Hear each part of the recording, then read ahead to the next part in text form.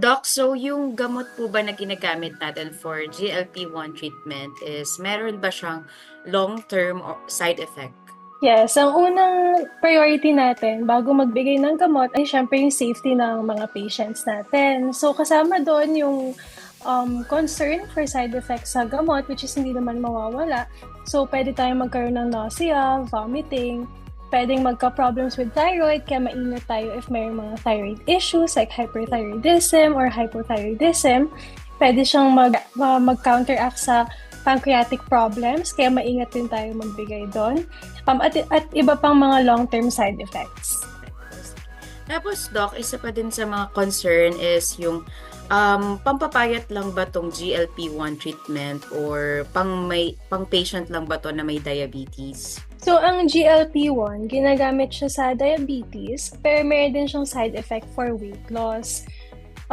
It is a good alternative for weight management, ang Mounjaro, as well as a supplement for diet. It's not strictly just for diabetes. Alright, so pagka naman, Doc, for example, tumigil yung patient na mag-inject ng GLP-1, so may tendency ba na bumalik yung timbang nila sa dati? With GLP-1 injections, kasama din ang diet natin. So, if tumigil kang mag-inject ng GLP-1, tapos let's say yung diet mo is, it went back to normal, so increase ulit yung appetite mo, syempre, there is always a tendency for, Wait, okay. so, partnership with diet as well as a GLP-1 medication that supports the decrease in appetite. Alright. Tapos, Doc, lifetime ba to na parang nire-require? For example, yung pasyente nga, di ba, na-mention natin kanina na pagka medyo hindi na alagaan in terms of diet, pwede din mag-bounce back yung weight. So, lifetime ba to na ginagawa itong treatment na ito? I mean, for example, bumalik ulit sa original weight niya. I-recommend ba siya ng doktor ulit na mag-GLP-1 or is there any like specific indication or anything po na pwedeng gawin or procedure na gagawin? So, ang GLP-1, hindi naman siya maintenance medication. So, you can always take it again if yung weight mo is mag-fluctuate again into the higher scale ulit. So, wala namang problems with that. Okay. So, wala naman siyang magiging problems sa overall health. For example, nag-take ulit ng GLP-1. Yes, syempre yung main provider, yung doctor, they will assess again if appropriate i-take ulit yung GLP-1. Alright, so mostly then sa mga question is, ito bang treatment na to, sobrang sakit ba nito? And how frequent ba to, Doc, na ginagawa? So, itong GLP-1 injections natin, this is subcutaneous. Ibig sabihin yung pagturok is within the sa taba lang natin. So, yung pakiramdam niya is parang kagat lang ng langgam. Tapos, ang GLP-1 is every week lang siya. So, subcutaneous na every week na injection. So, syempre yung nagiging concern din kasi 'di ba maraming lumalabas online na mga compounded version nitong GLP-1 and meron din syempre may mga reliable din na mga brands, 'di ba? So, in terms of financially, so sa tingin mo ba, Doc, kaya ba itong ma-maintain? For example, may isang specific concern na BMI. And siguro let's go with the question na lang na how long will the treatment take? Depende pa siya sa specific na BMI or ano bang pinaka-length of treatment usually for this kind of treatment? So, first, yung gamot muna. So, sa gamot, syempre, we prioritize ano ba yung pinakamagandang type of GLP-1 for you. Right. So, syempre, we will take the safest one, yung pinaka-least yung side effect. Syempre, with that comes the cost. So, next is the BMI. The higher the BMI, the more doses that you need. Right. So, syempre, mas matagal yung treatment. Mas mahabang months to take the Mounjaro. So, hindi siya, Doc, like standard na for example, pag ganito yung BMI ng isang tao, ganito yung length of treatment. Talagang depende siya, Doc.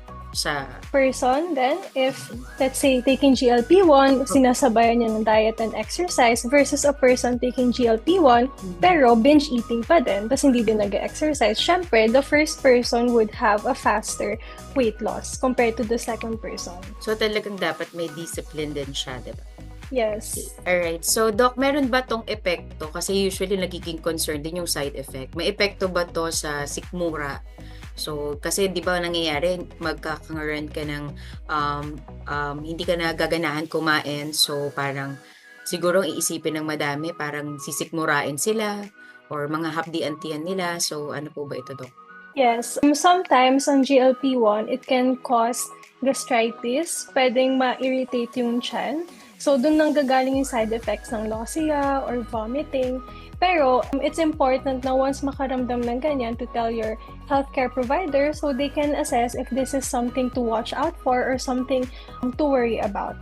This is a very common side effect and usually naman, it will subside.